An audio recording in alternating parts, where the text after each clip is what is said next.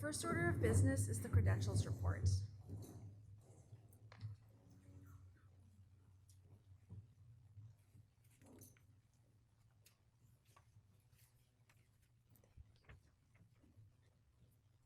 For the Credentials Report, we have 12 voting, 16 non-voting.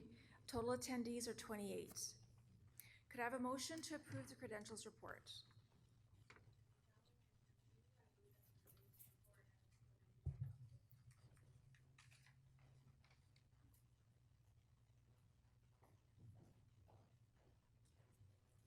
Rochelle Molino, District 1. I second the motion. It is moved and seconded that the Credentials Report be approved as presented. Is there any debate? All those in favor of the motion, raise your flag. Those opposed, raise your flag. The affirmative has it, and the motion is adopted. The next order of business is to approve the rules of order and procedure as distributed through the college's electronic newsletter. There are also copies on the tables. Before we begin, I would like to draw your attention to these rules.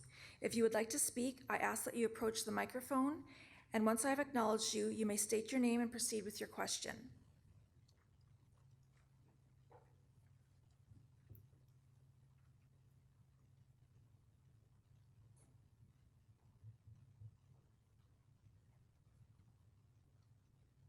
Pamela Martin, District 2. I move that the rules of order and procedure are approved as distributed.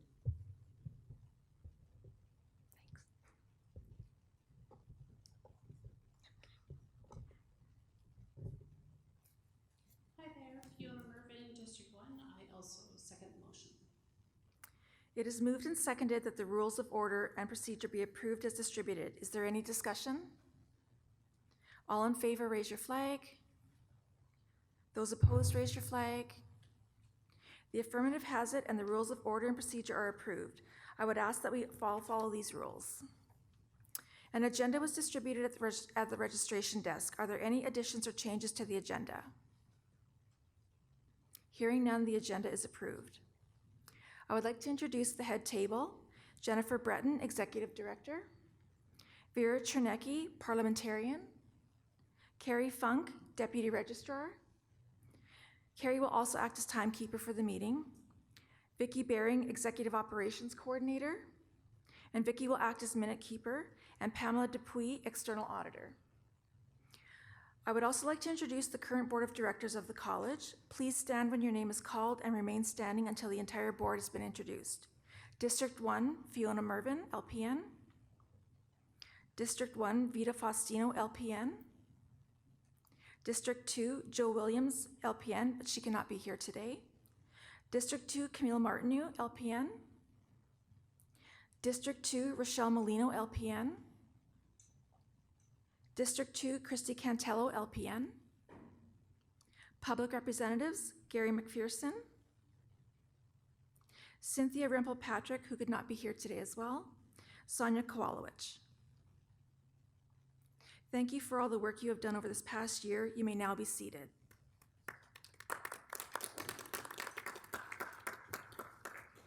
I would now like to introduce the college staff and would ask that you stand and be recognized when I call your name. Jennifer Breton, Executive Director. Buffy Babb, Business Manager. Carrie Funk, Deputy Registrar. Renata Neufeld, Consultant, Policy, Governance, and Communications. Vicki Baring, Executive Operations Coordinator. Brenda Wolgamuth, Consultant, Education Programs Evaluation. Dina Baring, Registration Coordinator. Kathy Halligan, Consultant, Credentials Assessments. Christy Fraze, Conduct Case Manager. Gail Bialik, Administrative Assistant. Laura Jackson, Conduct Consultant. Jackie Hornsby, Consultant, Professional Nursing Practice. Sam Kabeka, Administrative Assistant. Corey Sigurdson, Consultant, Practice and Policy. You may now be seated. I would also like to welcome our special guest today, Trish Bergel, President of the College of Registered Nurses of Manitoba. Tracy Teely, President of the College of Registered Psychiatric Nurses of Manitoba. And Laura Panteluk, Executive Director of the College of Registered Psychiatric Nurses of Manitoba. and I would like to welcome all of you to the annual general meeting of the College of Licensed Practical Nurses of Manitoba. Every year, I look forward to the AGM as an opportunity to meet with board members, committee members, staff, registrants, and stakeholders, and to reflect on the opportunities, challenges, and accomplishments of the past year, as well as those that lay ahead. Throughout this past year, and in support of the college's mandate, the Board of Directors has continued to meet regularly to carry out its governance duties, which include activities such as monitoring the financial condition of the college, approving and monitoring the budget, capital plan, and long-term investments, and through its linkage with the Executive Director, monitoring the Clpnm's achievement of its strategic ends.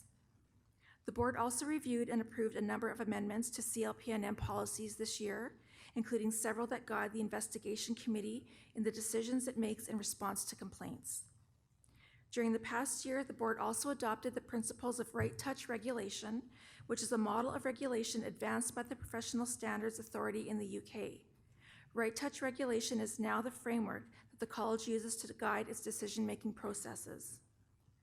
This past year, the Board also reviewed and formally endorsed the competencies for interprofessional collaboration advanced by the Canadian Interprofessional Health Collaborative in its National Interprofessional Competency Framework.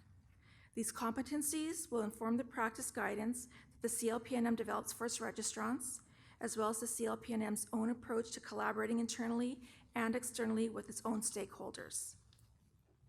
The Clpnm will always be guided first and foremost by its duty to serve the public interest.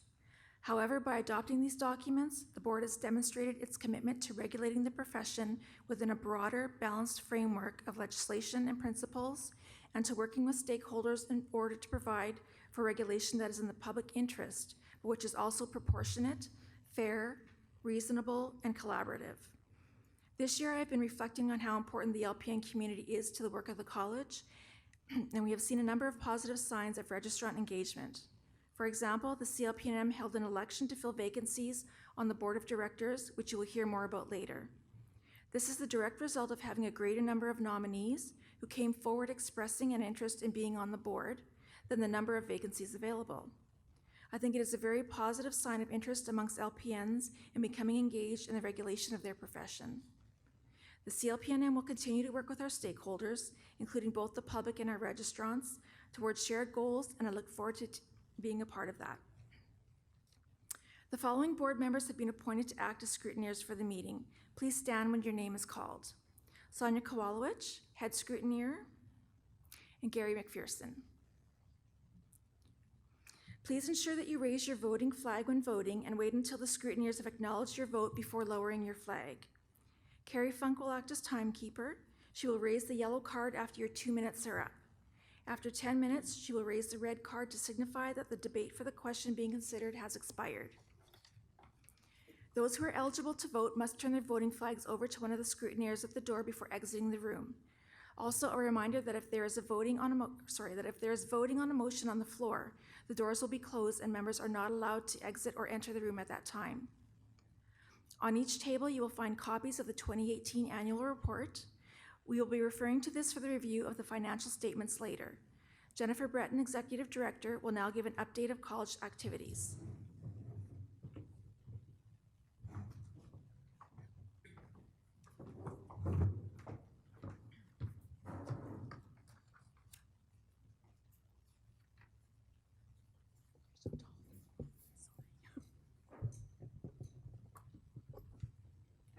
I'm wearing very high shoes too, you know.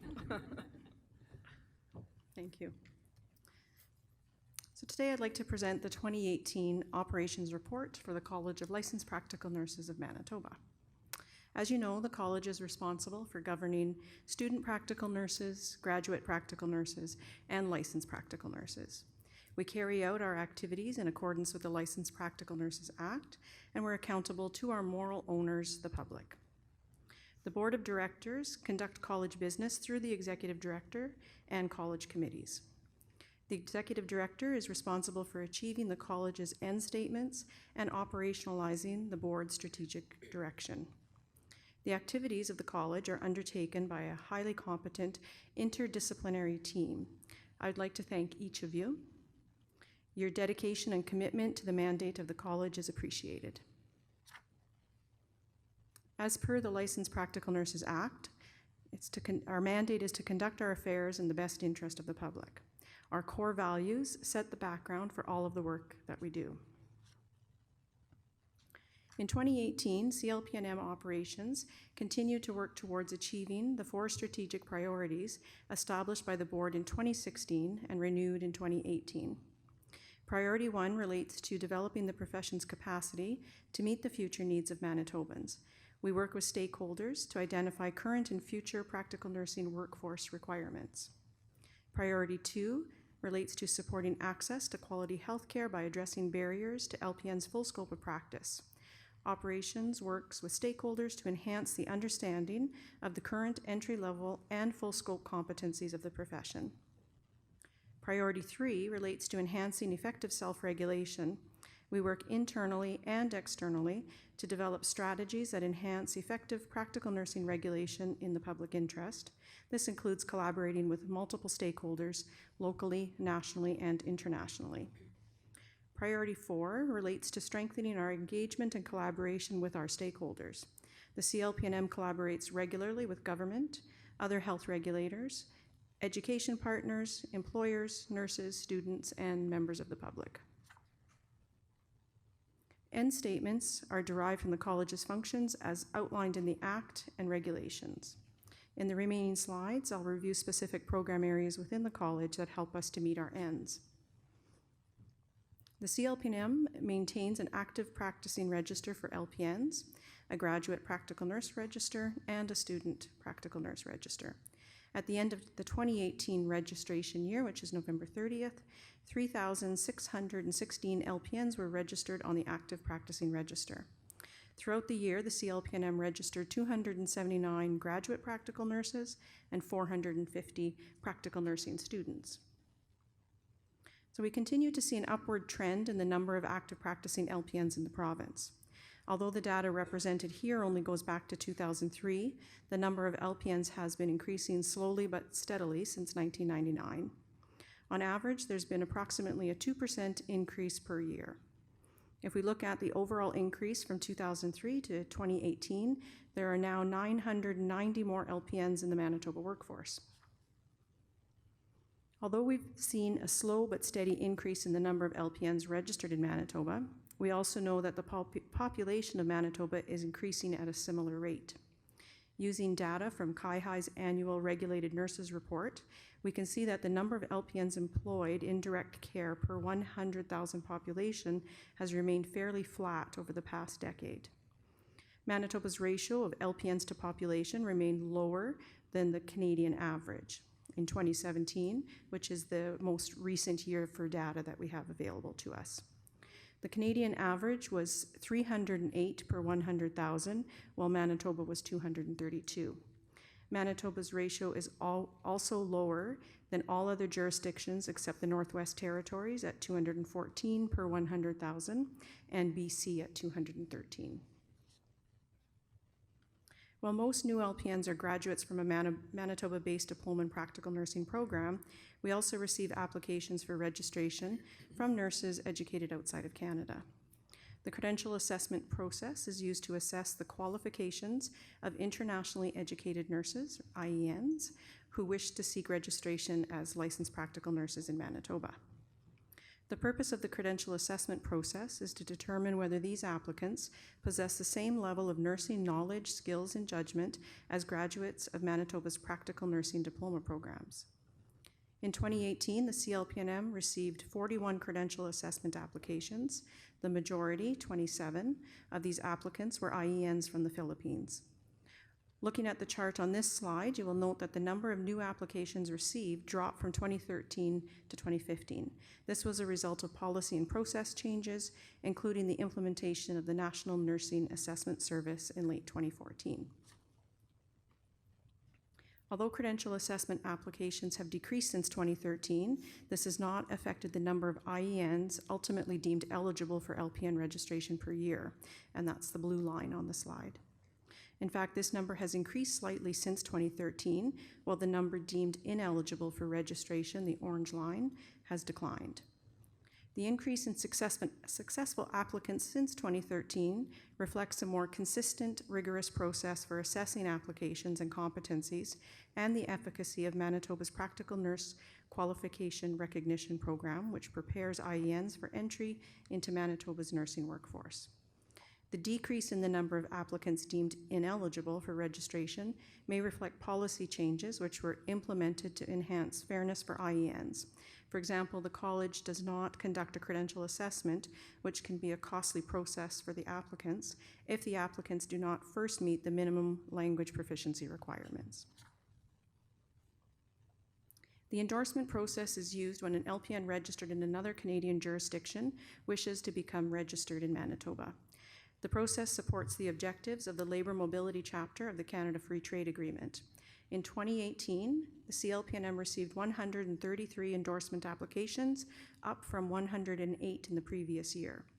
Over the past 4 years, we've seen a steady increase in the number of endorsement applications submitted by LPNs registered in Alberta.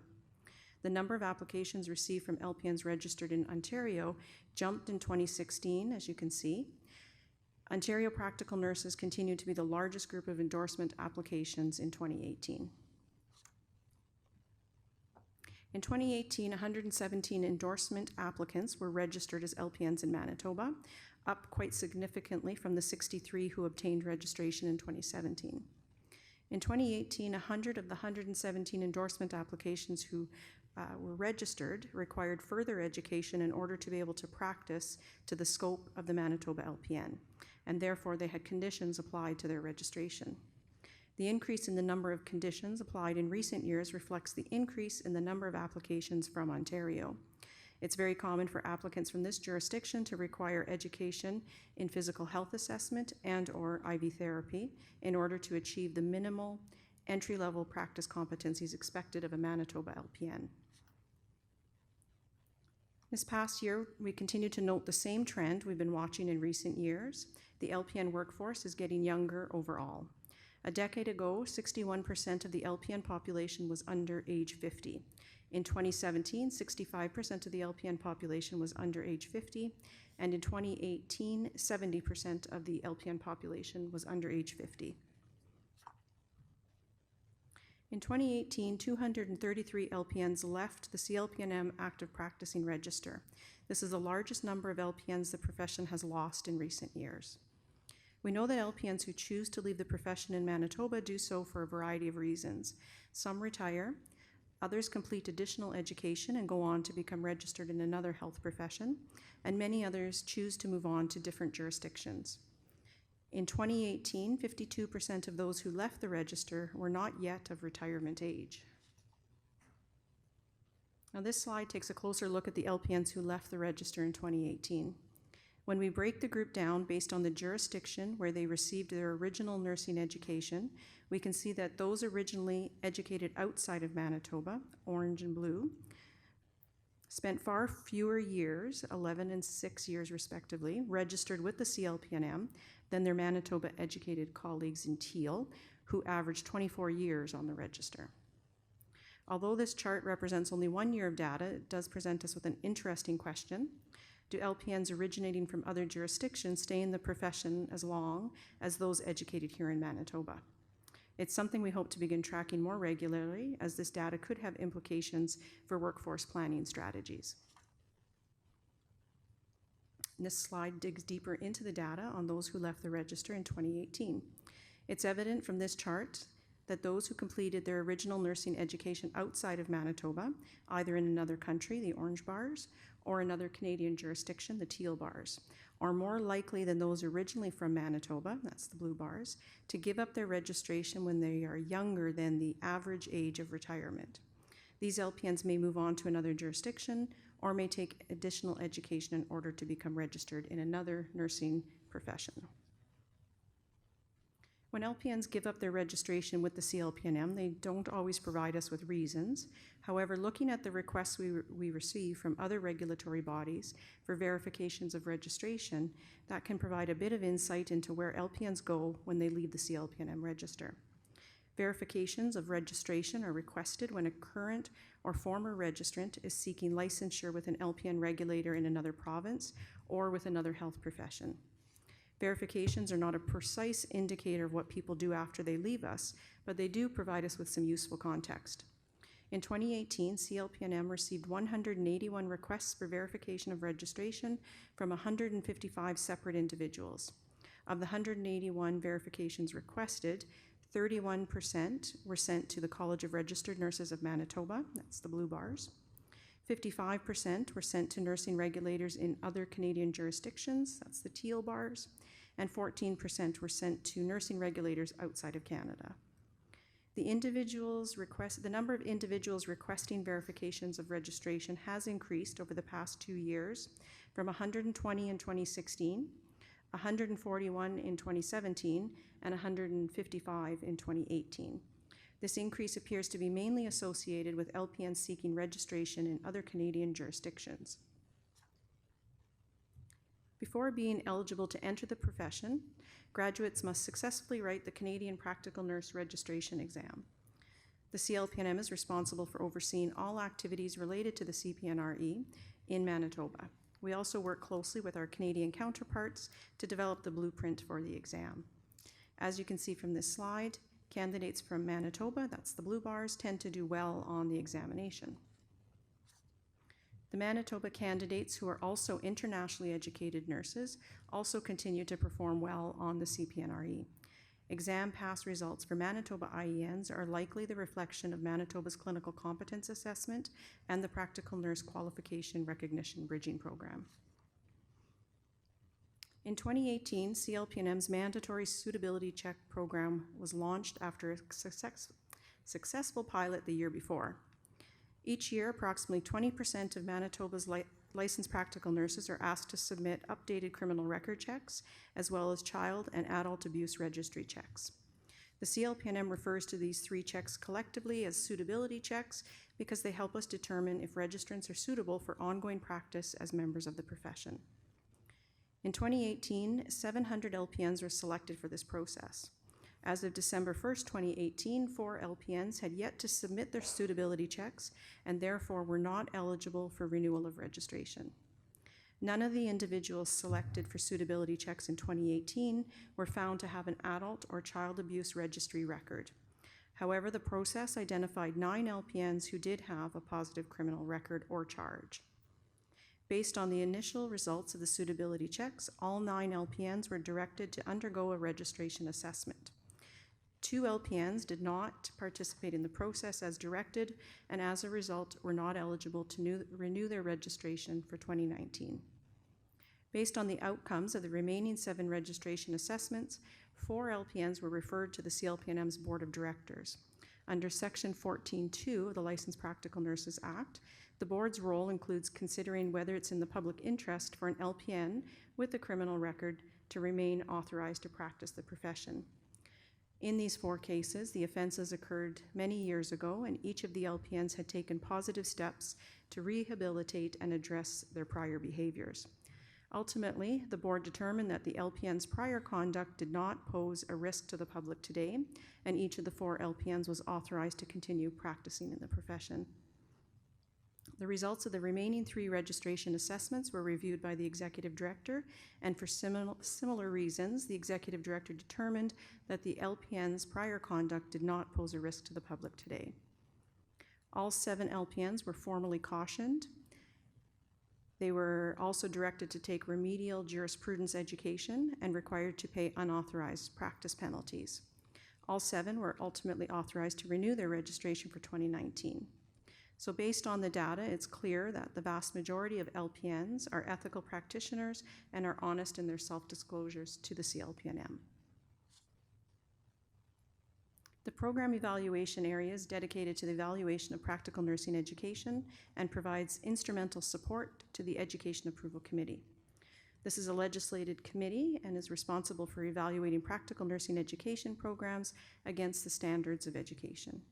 The committee comprehensively evaluates each education program at least every 5 years and then makes recommendations to the board. The Clpnm also monitors and evaluates the Practical Nurse Refresher Program and Practical Nurse Qualification Recognition Program, as well as continuing education for LPNs. In 2018, programs were offered at Assiniboine Community College, University College of the North, and Université de Saint-Boniface. In 2018, the committee continued their evaluation of the Diploma in Practical Nursing program offered by Assiniboine Community College. The evaluation remained ongoing at the end of the year with ACC in conditional approval status. In 2018, Assiniboine Community College's Practical Nurse Refresher Program was placed on conditional status, and CLPNM worked closely with ACC representatives in the implementation of a CLPNM board-directed action plan. In 2018, the CLPNM completed its evaluation of the Practical Nursing Program offered by the Université de Saint-Boniface and awarded them full program approval status. The diploma program offered by University College of the North continued to have full program approval status in 2018. The mandate of the CLPNM is to regulate the profession in the public interest.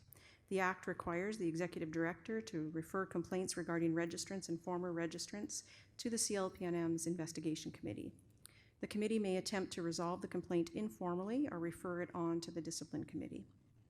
The committee investigates complaints, supports and enforces standards of practice, and intervenes when a registrant's practice or conduct poses a risk to the public. In 2018, 22 complaints were filed against 22 LPNs. This number represents less than 1% of all CLPNM registrants. The complaints submitted relate to incompetent practice and/or professional misconduct. As is typically the case, the majority of the complaints, 18, were submitted by employers. The Executive Director of the CLPNM submitted 2, and we received 2 from members of the public. In 2018, no complaints were submitted by LPNs or other members of the healthcare team. Most complaints are satisfactorily dealt with in a manner that protects the public and provides procedural fairness to the LPN at the Investigation Committee level. In 2018, there was 1 referral to the CLPNM Discipline Committee, and that discipline file remains open at this time. This table reflects the nature of the complaints submitted to the CLPNM in 2018 and some of the decisions and directions that the Investigation Committee made in relation to each complaint in that calendar year. Some cases remained open at the end of the year and as such may have been the subject to additional decisions in following years. The Professional Nursing Practice Program area provides consultation, information, and support to practical nurses, employers, educators, and to the public. It also provides consultation and education on the legislation, policies, and standards that guide the profession. Recent examples include guidance on legalized and medical cannabis, opioid replacement therapy, and administration of controlled substances outside of hospitals. The department regularly collaborates with nursing practice consultants in the province and across the country to identify and work on common initiatives. This program area also includes the oversight of the CLPNM's Continuing Competence Program, the CCP. The objective of the CCP is to ensure that LPNs retain and continuously build upon their knowledge, skills, and judgment. Participation is monitored through an annual audit. Each year, the CLPNM randomly selects 10% of its active practicing registrants for the CCP audit. The audit conducted in 2018 reviewed the registrants' CCP participation and compliance in 2017. 320 registrants were audited. 9 did not meet the timelines associated with the audit, and as a result had their provisional registrations revoked. The remaining 311 registrants were found to meet the requirements of the CCP by the end of the audit. This slide compares audit results from audits conducted in 2015 to 2018. It's clear that the vast majority of audited LPNs tend to meet the requirements for the CCP in the first or second phase. The college's operations have several projects and initiatives taking place. Here are a few highlights for 2018. After consultation and collaboration with the Office of the Chief Medical Examiner, in December 2018, Manitoba's LPNs were formally authorized to view the body for the purposes of Section 16.3A of the Fatality Inquiries Act. At that same time, a new practice direction on pronouncing death and viewing the body was published by the college. The CLPNM continued presenting on education, competencies, and full scope of practice of LPNs around the province. This initiative is to support stakeholders who wish to optimize the role of the LPN to meet the population needs now and into the future. With health system transformation underway, the CLPNM has been working hard to ensure that the system leaders and decision makers have the information they need to understand the role the LPN can play in the system. In 2018, we also launched jurisprudence and CCP education sessions online, providing timely access for applicants and registrants. And in conjunction with other Canadian practical nurse regulators, we continued our review of the Pan-Canadian Entry to Practice examination. As noted, the CLPNM does not carry out its regulatory activities in isolation. We work with multiple stakeholders locally and nationally.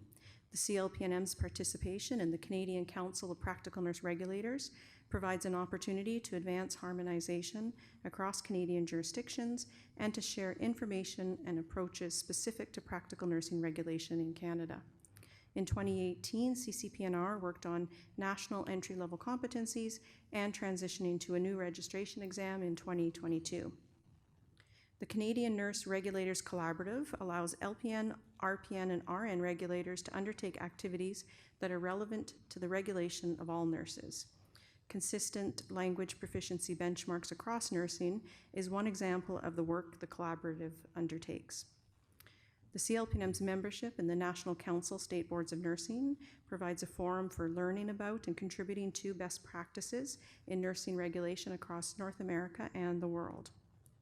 Through its participation in the Manitoba Alliance of Health Regulatory Colleges, the CLPNM also collaborates with a network of local health regulators to address matters related to public protection in Manitoba.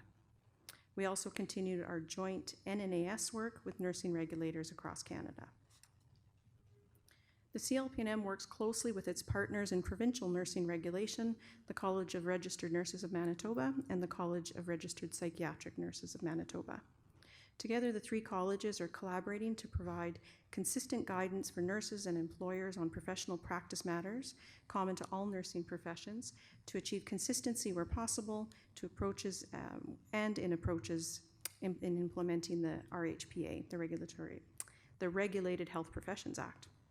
The collaborative work of the three nursing regulators in 2018 included developing updated guidance for Manitoba's nurses on medical assistance in dying, and developing shared guidelines related to medical cannabis. The CLPNM, CRPNM, and CRNM also collaborated with the College of Physicians and Surgeons and the College of Pharmacists of Manitoba to publish the practice direction on rural, remote, and underserved populations' access to prescribed medication. In closing, I would like to say that throughout the course of our work, the public interest remains at the forefront of our minds. I'd like to sincerely thank the CLPNM's board members and committee members and staff for their commitment to the college and respect for the privilege of self-regulation. Thank you.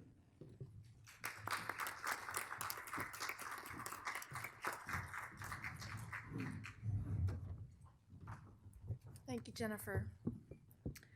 I would now like to introduce Pamela Dupuis CPA CA with BDO Canada, who was appointed as the CLPNM's external auditor for 2018. Pamela will present the 2018 audited statement.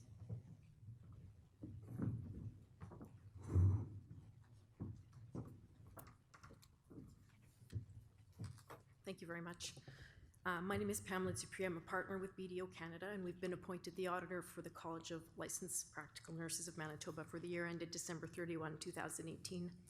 As part of our audit, we met with the Board of Directors at the audit planning process, which means before the audit, to review our audit plan, discuss risks for the audit, and address any concerns the Board of Directors or management may have had at that time.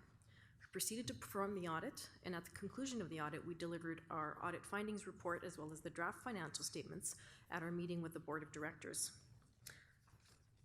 On April 8th, 2019. At that time, the Board of Directors approved the financial statements as presented, and I will present these to you today. They are at page 45 of the annual report package, and I'll start with page 47. Our independent auditor's report is addressed to the Board of Directors of the College. It's for the year ended December 31st, 2018, and they state that the financial statements are prepared in accordance with Canadian accounting standards for not-for-profit organizations. The second paragraph on page 47 is the audit opinion. In our opinion, the accompanying financial statements present fairly in all material respects the financial position of the college as at December 31, 2018, and its results of operations and its cash flows for the year that then ended in accordance with Canadian accounting standards for not-for-profit organizations. So this is a clean or standard or unmodified report, which is what the Board of Directors and its members and staff would wish. On page 49, Statement of Financial Position provides a snapshots of the assets, liabilities, and net assets or surplus of the organization as at December 31, 2018 with comparative amounts at December 31, 2017.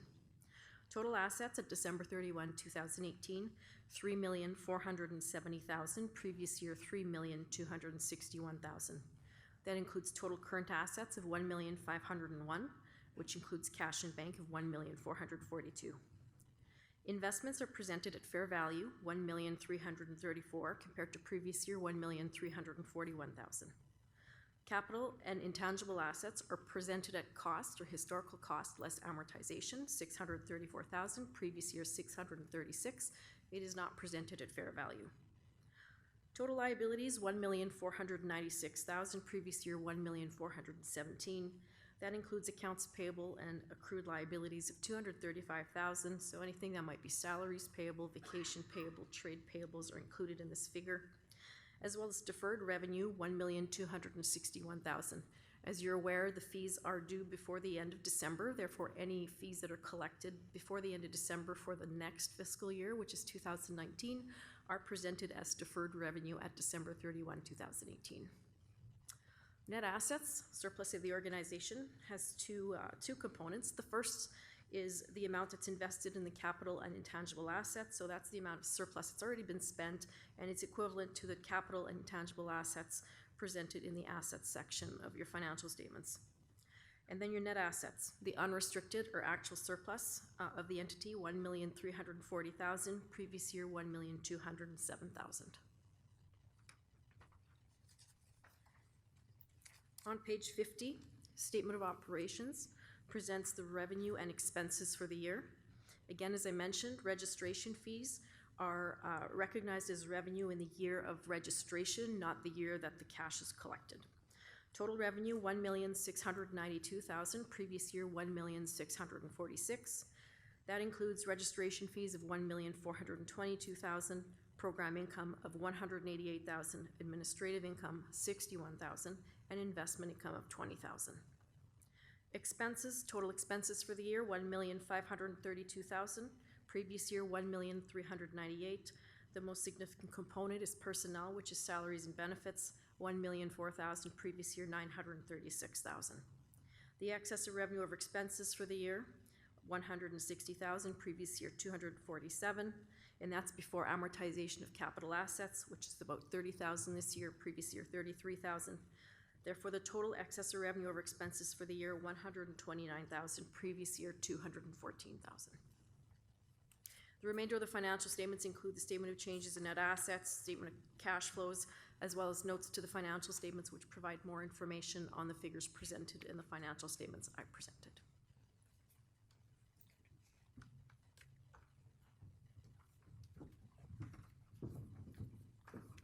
Thank you, Pamela.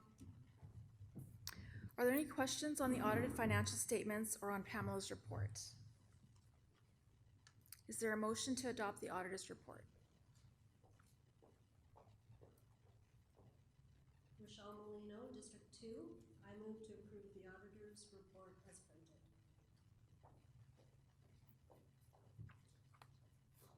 Vida Faustino, Board Member District 1.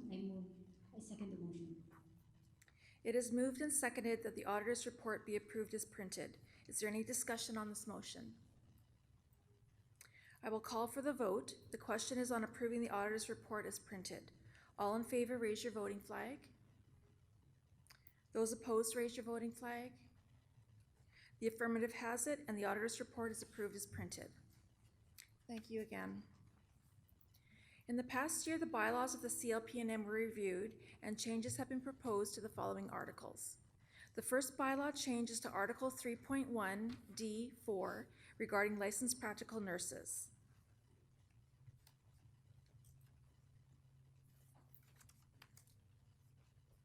Hi, Fiona Murphy from District 1. I move on behalf of all the board to amend 3.1 D4 by substituting for the current wording, the wording as proposed in the package. It is moved on behalf of the board to amend Article 3.1 D4 by substituting for the current wording, the wording as proposed. Is there any discussion?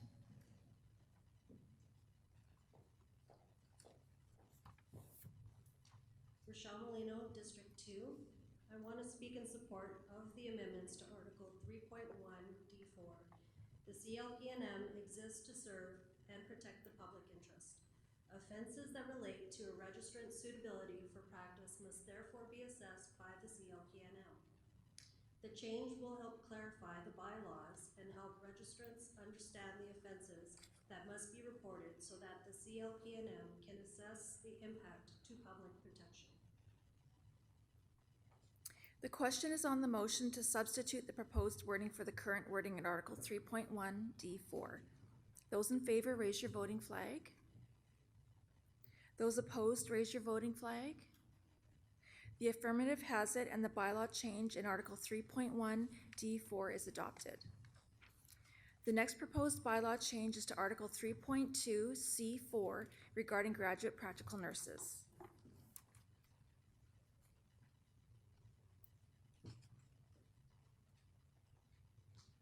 Widow Espino, District 1.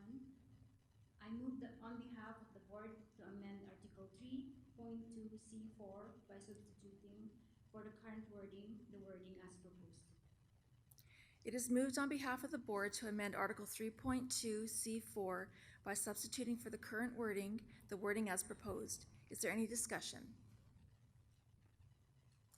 Those in favor, raise your voting flag. Those opposed, raise your voting flag. The affirmative has it, and the bylaw change in Article 3.2 C4 is adopted.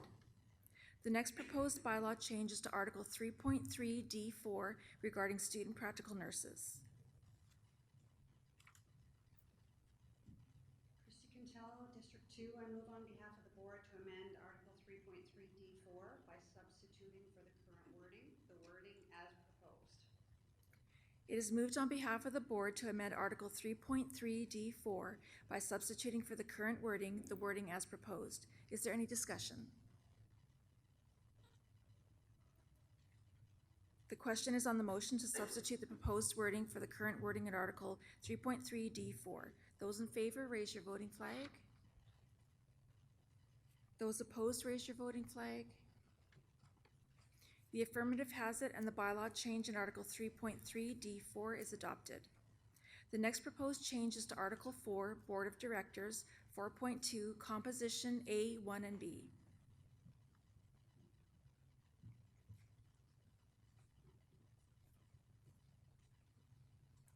Neil Martin, District 2.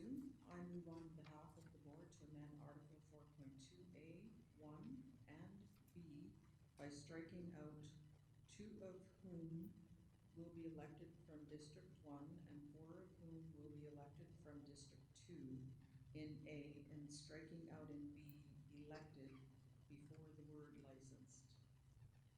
It is moved on behalf of the board to amend Article 4.2A1 and B by striking out two of whom will be elected from District 1 and 4 of whom will be elected from District 2 in A, and by striking out in B, elected, before the word licensed. Is there any discussion?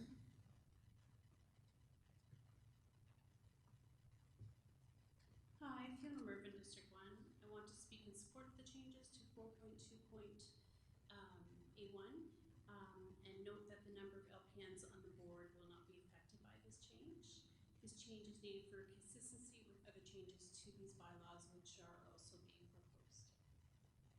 The question is on the motion to amend Article 4.2A1 and B by striking out two of whom will be elected from District 1 and 4 of whom will be elected by District 2 in A, and by striking out in B, elected, before the word licensed. Those in favor, raise your voting flag. Those opposed, raise your voting flag.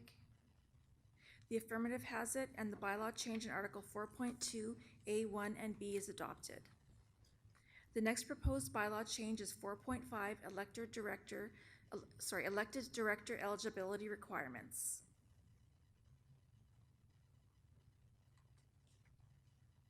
Rita Faustino, District 1.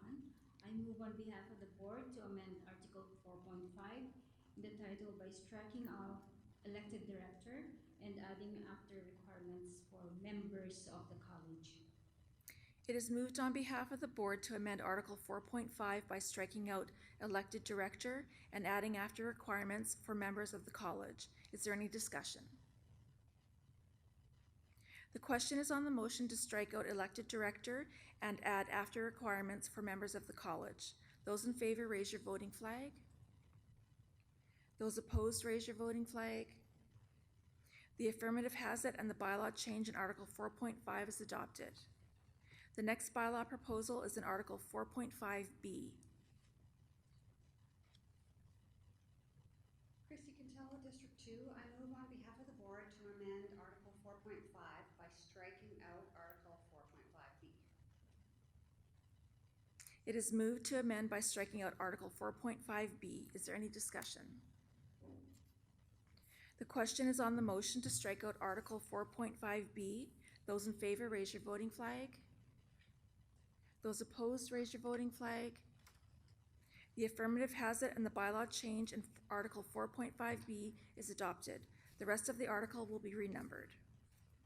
The next bylaw change is in the title of 4.6, Public Appointment Eligibility.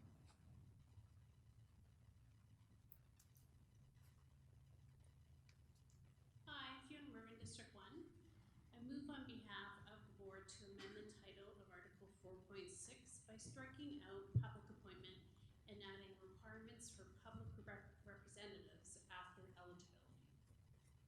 It is moved on behalf of the board to amend the title in Article 4.6 by striking out public appointment and adding requirements for public representatives after eligibility in Article 4.6. Is there any discussion? The question is on the motion to strike out public appointment and add requirements for public representatives after eligibility in Article 4.6. Those in favor, raise your voting flag. Those opposed, raise your voting flag. The affirmative has it, and the bylaw change to Article 4.6 is adopted. The next bylaw change is to Article 5, elections to the board.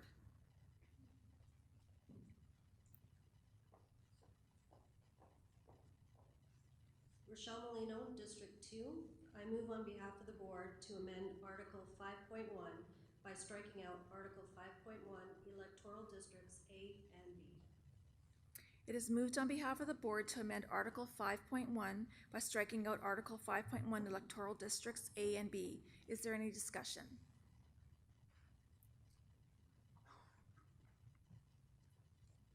Camille Martineau, District 2. I want to speak in support of changes to Article 5.1. This change will reduce the number of Clpnm electoral districts from 2 to 1. This change will provide LPNs greater opportunities to vote in elections to the Board of Directors of the Clpnm, and will provide LPNs a greater opportunity to select through their votes the competencies and attributes that they think are most important to have represented on the board. This change will not have any effect on the size of the board or the number of LPNs on the board. The question is on the motion to strike out Article 5.1, Electoral Districts A and B. Those in favor, raise your voting flag. Those opposed, raise your voting flag. The affirmative has it, and the bylaw change to Article 5.1 is adopted. As a result of the deletion of 5.1, the balance of Article 5 will be renumbered. The next bylaw change is to Article 5.2B, which will become Article 5.1. Christy Cantella, District 2. I move on behalf of the board to amend Article 5.2B by striking out the following sentence, and whose primary location of practice falls within the electoral district in which the candidate is nominated. It is moved on behalf of the board to amend Article 5.2B by striking out the following sentence, and whose primary location of practice falls within the electoral district in which the candidate is nominated. Is there any discussion? The question is on the motion to strike out Article 5.2B by striking out the following sentence, and whose primary location of practice falls within the electoral district in which the candidate is nominated. Those in favor, raise your voting flag. Those opposed, raise your voting flag. The affirmative has it, and the bylaw change to Article 5.2B is adopted. The next bylaw change is to Article 5.3A, eligibility to vote. Rita Faustino, District 1. I move on behalf of the board to amend the Article 5.3A by striking out the following, and whose primary location of practice falls within the electoral district in which an election of board members is being held, as well as striking out the last three words in that district. It is moved on behalf of the board to amend Article 5.3A by striking out the following, and whose primary location of practice falls within the electoral district in which an election of board members is being held, as well as striking out the last three words in that district. Is there any discussion? The question is on the motion to strike out, and whose primary location of practice falls within the electoral district in which an election of board members is being held, as well as striking out the last three words in that district. Those in favor, raise your voting flag. Those opposed, raise your voting flag. The affirmative has it, and the bylaw change to Article 5.3A is adopted. The next bylaw changes to Article 7.1, Board of Directors Quorum.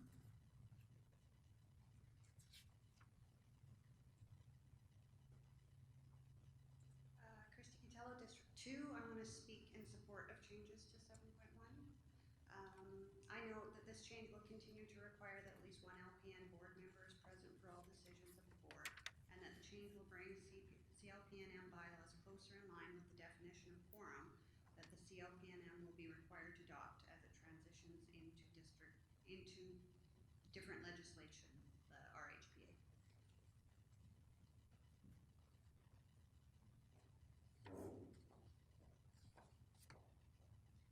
Michelle Molino, District 2.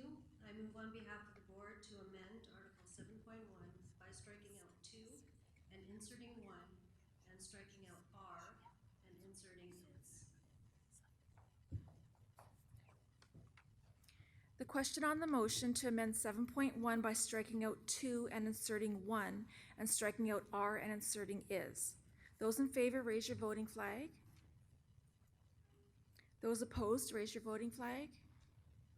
The affirmative has it, and the bylaw change to Article 7.1 is adopted. The next order of business is the ratification of registration fees. The Board of Directors at the December 2018 board meeting approved a fee increase to the active practicing registration fees, the graduate practical nurse registration fees, and the student practical nurse registration fees. Is there a motion to approve the fee increase? Michelle Molino, District 2. On behalf of the board, I move to increase the LPN registration fee by $100 for the 2020 registration year, and SPN and GPN registration fees by $25, effective immediately. It is moved on behalf of the board that the LPN registration fee be increased by $100 for the 2020 registration year, and the SPN and GPN registration fees be increased by $25, effective immediately. Is there any discussion on this motion?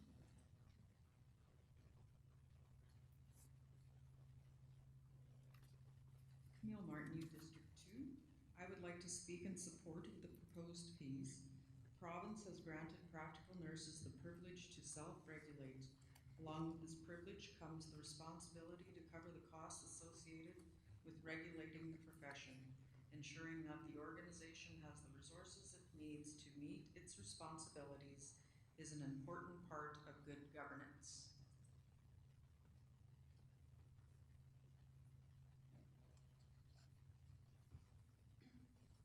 Hi, Fiona Murphy, District 1. I would also like to The last time the registration fee was increased was in 2013. The CLPNM is facing a number of growing costs and demands that it cannot meet without the fee increase. With the changes in legislation and the health system upon us, the CLPNM requires added resources.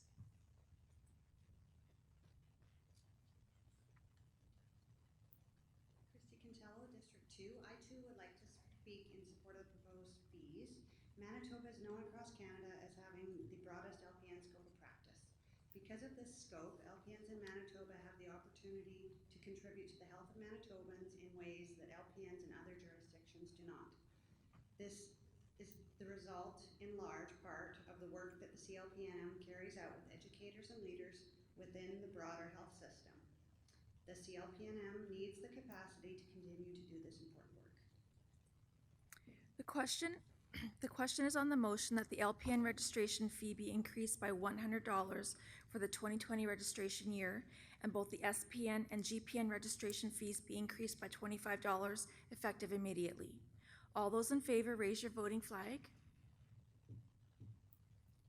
All those opposed, raise your voting flag. The affirmative has it, and the motion is adopted. I would now like to ask Camille Martineau, Chair of the Governance Committee, to give the nominations report.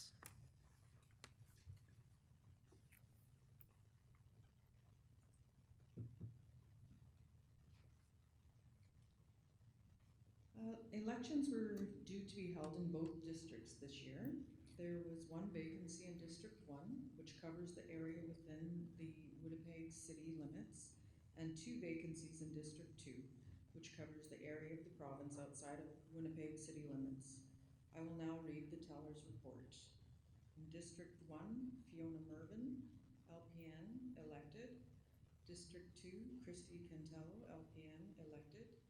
District 2, Rodney Hines, LPN, elected. And Gary McPherson, appointed as public representation. Thank you, Camille. Please join me in congratulating the board members.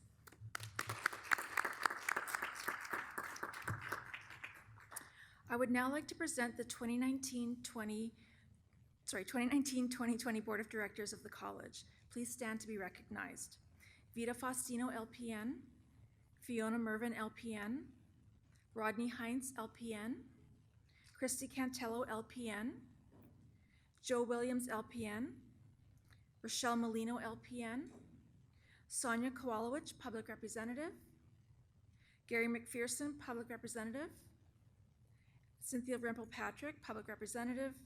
And myself, Cheryl Geisel. I will remain president during the coming year. Thank you. You may now be seated.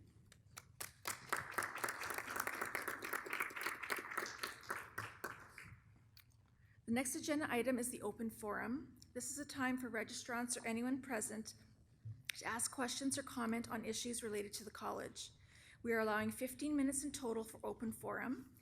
I will remind you that as per the rules of order, any individual who wishes to speak shall have up to 2 minutes, and debate on any one topic will be limited to 10 minutes in total. All speakers shall use the microphone and identify themselves.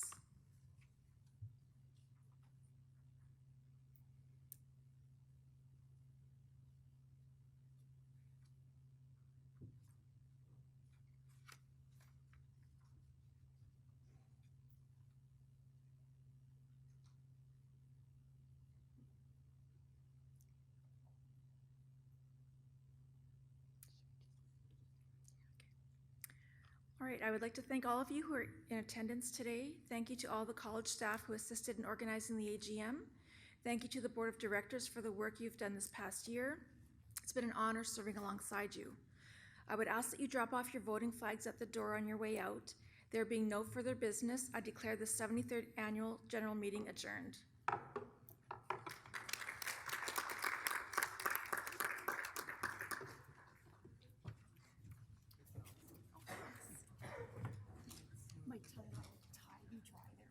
Because we're seeing more this year than we have in previous years. You just kind of lose it partway through. Yeah, there were lots good. It was very nicely detailed, and anyone watching that would know exactly what it is. Yes. It was good. No question. those are important changes.